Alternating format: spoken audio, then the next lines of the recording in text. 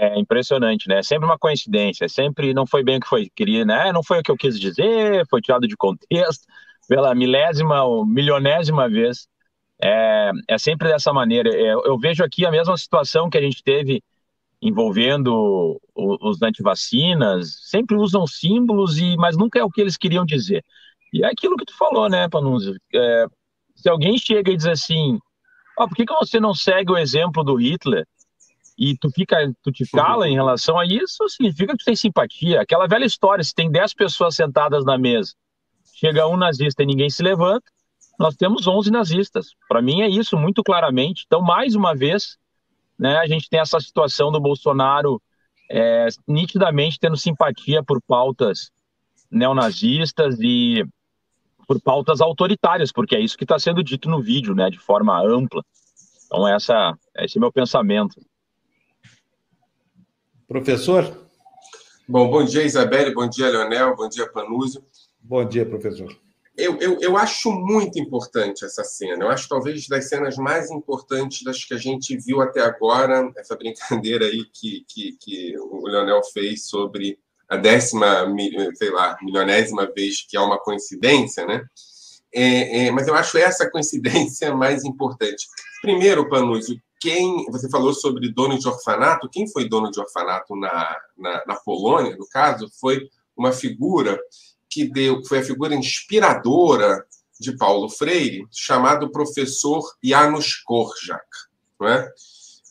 Às vezes a gente fica um pouco assustado com a fixação que os bolsonaristas têm com Paulo Freire, mas vale a pena a gente entender de onde vem essa fixação. Essa fixação vem da figura inspiradora de Paulo Freire, que é Janusz Korczak, um médico professor que foi dono de 2 orfanatos na Polônia e que foi deportado com as 200 crianças que ele tinha no orfanato para Treblinka. Então, assim, a prática educativa de Hitler era deportar donos de orfanatos, professores de orfanatos, para campo de extermínio. Foram 200 crianças assassinadas por Hitler e seus asseclas em Treblinka. Isso é a política educacional de Hitler. Tá? Às vezes é preciso falar o óbvio, né? Eu sei que está todo mundo absolutamente chocado com a Nicarágua, mas essa mesma semana da Nicarágua, Bolsonaro fez uma conexão da política educacional com Hitler. Isso não chocou a nossa mídia liberal. Tá? Isso não chocou. O que choca é a Nicarágua. Agora, vamos lá. Professor, desculpa, deixa eu só te interromper. Sobra sempre para a gente aqui, nós pequenininhos da internet, relembrarmos a importância desses temas. É inacreditável como isso não sensibiliza donos de jornais no Brasil. É incrível que esse assunto esteja fora da pauta. É gravíssima essa declaração do presidente. Nazismo não é problema. O problema é Nicarágua. Isso é... E, assim, o vereador Leonel falou sobre essa questão que aconteceu na Câmara em Porto Alegre. Eu não sei se você se lembra, Panúzio. Eu tive aqui falando sobre a forma de falar sobre o nazismo, meio que sem falar sobre ele, utilizar as referências de suástica, meio, né, que é uma dimensão do que eles chamam de apito de cachorro. Né? Aqui aconteceu a mesma coisa, só que é mais grave um pouco. Eu costumo dizer que há 2 camadas no bolsonarismo. A primeira camada é a camada da galhofa, né? A camada de uma espécie de, sei lá, cassino do Chacrinha. Quem quer bacalhau, o cara joga bacalhau para o público. Né? Essa é a primeira camada, o sincerão, né? Aquela coisa que fez... E a segunda camada, a camada do subterrâneo do bolsonarismo, é a camada do nazismo, é a camada do trabalho liberta, é a camada dos símbolos nazistas que aparece de vez em quando, e a camada desse comentário. Esse seguidor do Bolsonaro, ele fez um comentário que se faz no subterrâneo do bolsonarismo, que é o documentário utilizando Hitler como boa prática de educação para as crianças. O que aconteceu ali foi que essa figura fez esse comentário na superfície. E Bolsonaro, que além de tudo é uma besta, não percebeu que estava na superfície e reagiu positivamente. Então, assim, se tem uma coisa grave, séria, importante que aconteceu na política brasileira essa semana, é que houve um comentário que não foi cortado, um comentário muito, né, início, meio e fim, né, em que uma pessoa fala sobre Hitler como política educacional e a outra pessoa, que no caso é o presidente da República, reage dizendo que infelizmente não consegue fazer isso porque há um transatlântico. Ele queria muito dar um cavalo de pau. O que seria o cavalo de pau? Seria deportar Janusz Korczak para Treblinka? É um descalabro, é um absurdo, o silêncio que isso produz. Eu vou dizer uma coisa. Passou de todos os limites e eu só fico imaginando como é que vai se escrever sobre isso daqui a 20 anos. Eu só fico um pouco mais aliviado, porque, apesar da mídia corporativa não estar dando conta disso, os meus estudantes historiadores estão dando conta disso. Os que ficaram em silêncio vão ser citados daqui a 20 anos para que saibam os que estarão lá onde estiveram os que estavam cá. O Brasil é o país que teve mais crescimento de grupos nazistas nos últimos, por incrível que pareça, 5 anos. Tá? Desde 2017 até hoje, né? 2016 até hoje, nenhum outro país no mundo teve tanto crescimento de grupos neonazistas quanto o Brasil. E eu estou me referindo aqui a uma pesquisa feita pela ADL, que não é exatamente uma organização anti-bolsonarista, inclusive é norte-americana e não tem nenhum vínculo com a política nacional. Eu estou falando de 900%, segundo a avaliação. O nazismo histórico é um nazismo que funciona a partir da ideia de tentativa e erro. Eu falo absurdos inenarráveis e depende de como a reação da população é. Se ela é positiva, eu continuo. Se ela é neutra, eu continuo. Se ela é negativa, eu recuo. A gente não está tendo reações negativas, né? Inclusive, eu falo sobre isso aqui o tempo todo, a comunidade histórica das vítimas, que deveria estar na rua agora, está calada. Então, não tenho dúvida alguma de duas coisas, Isabelle, que vai ser mais comum, muito mais comum, e a segunda questão, que é mais grave, que está se consolidando um movimento neonazista no Brasil, que a questão de como lidar com ele vai ficar para os próximos governos. Mas a gente já perdeu o controle deles. Hoje, o Brasil é o grande paraíso dos grupos neonazistas, por conta do crescimento que ele está tendo. O que me parece muito preocupante, até porque o outro candidato da direita, que chama Sérgio Moro, andou citando por aí a Ucrânia como modelo de justiça, que é o país onde você tem mais grupos neonazistas no mundo. Então, acho que a gente tem uma realidade concreta que a gente vai ter que lidar com ela, de que o nazismo não assusta mais a mídia corporativa, não assusta mais a direita, não assusta mais os liberais, o que é muito lamentável, né? Porque eu achava que o nazismo e o combate a ele devia ser um pacto civilizatório. No Brasil, não é. Acho que o que o professor German falou é extremamente pertinente e nos preocupa muito aqui, porque nós temos uma leniência total do aparato estatal, total da grande mídia, é uma leniência brutal da sociedade como um todo em relação a essa pauta. O silêncio da comunidade judaica aqui em Porto Alegre, depois daquela invasão da Câmara e utilização de símbolos nazistas, para mim foi algo muito simbólico, sabe? Muito preocupante. Porque, pelo sim ou pelo não, vamos dizer que, em tese, aquela suástica lá não tivesse relação com apologia ao nazismo, vamos supor, né?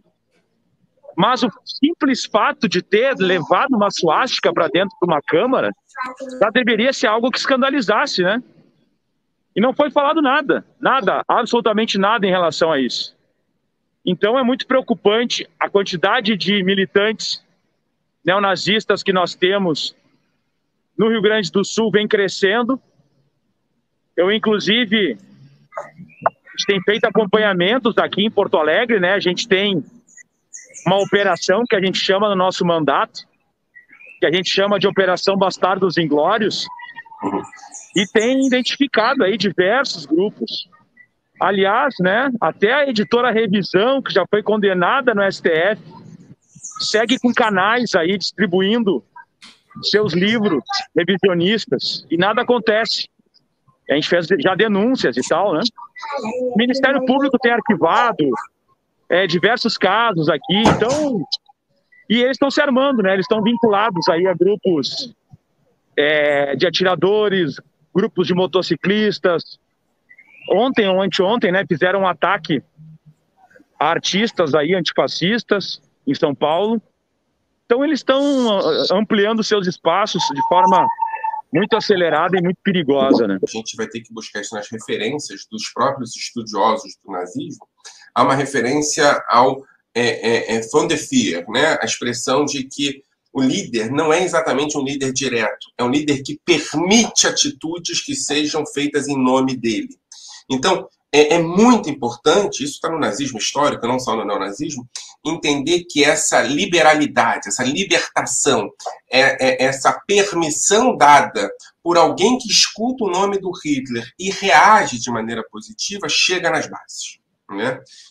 Isso é fundamental. As bases se mobilizam a partir de sinais que às vezes não são tão visíveis para pessoas que não são estudiosas do tema e que tomam esses sinais como uma espécie de sinal de mobilização.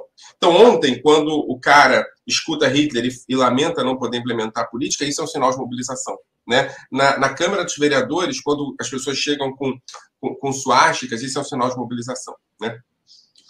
Isso é muito importante entender. A gente está falando aqui de atitudes que têm consequências, e consequências materiais. É claro que o aumento dos ataques diretos vai ter a ver com a relação de Bolsonaro com a sua base eleitoral inicial, né, 2011, isso aconteceu, que é a base do nazismo. Eu vou repetir isso aqui para ficar claro, tá, Isabelle? A base fundamental do bolsonarismo é formada por neonazistas. Sempre foi, né? A gente tem a manifestação em 2011 e 2012 no vão do MASP que cria isso, que consolida Bolsonaro como uma candidatura.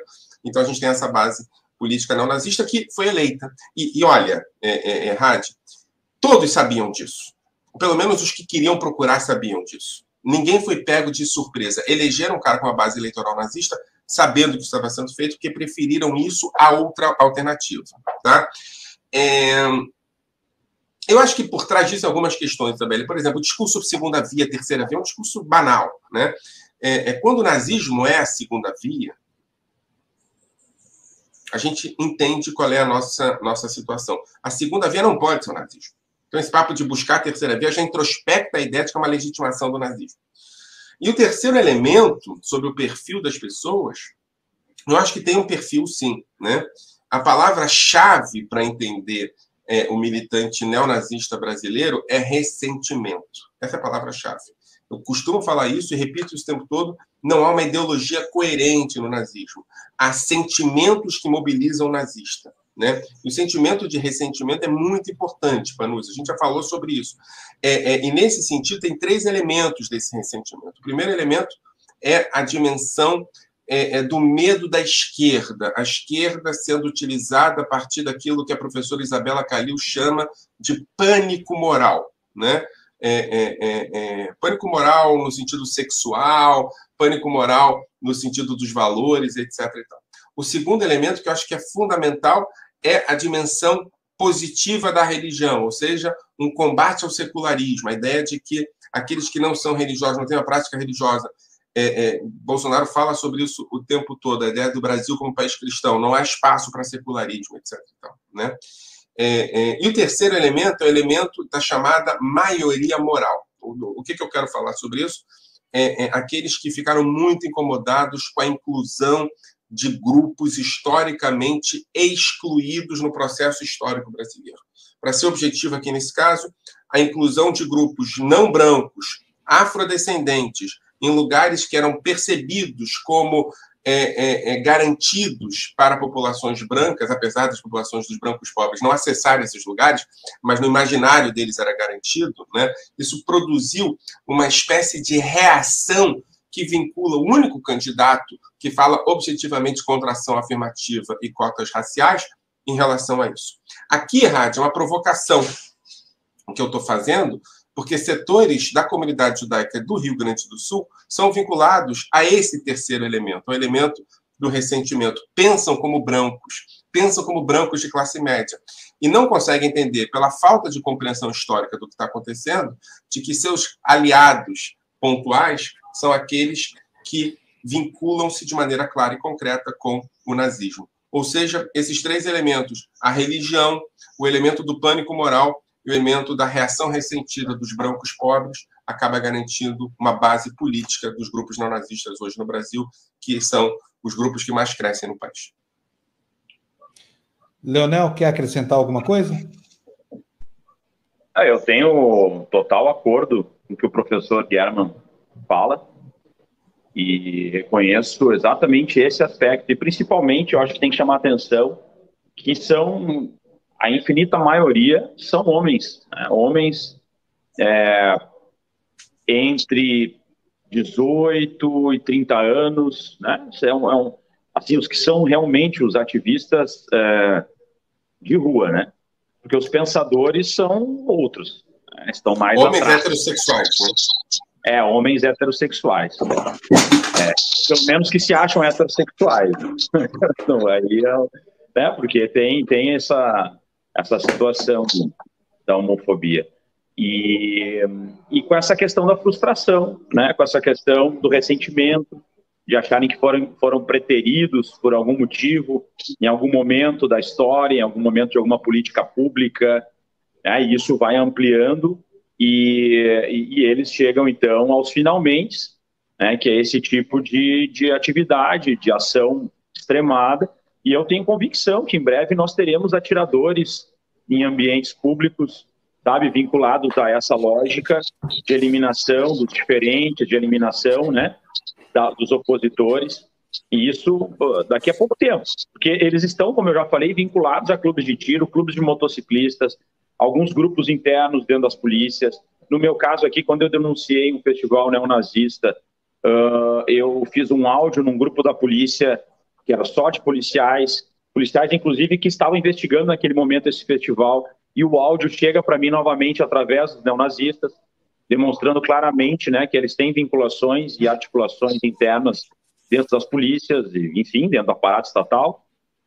Então, essa situação dramática que a gente vive, e uma tragédia vai acontecer em breve, porque está sendo instigada pelo líder máximo do país, porque tem pessoas que estão de forma, não sei se deliberada, se entenderam a gravidade, mas estão tratando isso como algo secundário, como algo menos importante, como uma manifestação, né, da liberdade de expressão. Inclusive, aqui na Câmara Municipal de Porto Alegre, nós apresentamos um projeto que veda a comercialização e a divulgação de símbolos supremacistas. Não só a suástica, águia, cruz de ferro, enfim, diversos outros símbolos que a própria... Copo de leite. Tem que botar o copo de leite. Ela é bem ampla, assim, né? Qualquer tipo de simbologia seria vedada aqui, principalmente no comércio, né? No comércio virtual, comércio local. E o que acontece? A Procuradoria-Geral da Câmara, que a Procuradoria-Geral seria nosso jurídico da Câmara, ele apontou que o projeto seria ilegal e inconstitucional, porque ele estava vedando a liberdade de expressão. Tá entendendo? Ou seja, para o jurídico da Câmara Municipal de Porto Alegre, vender suástica, vender águia, cruz de ferro, isso é algo trivial, é algo de liberdade de expressão. Então, eu digo, é esse nível de gravidade que a gente tem, né, em todos os âmbitos do nosso país. Que horror.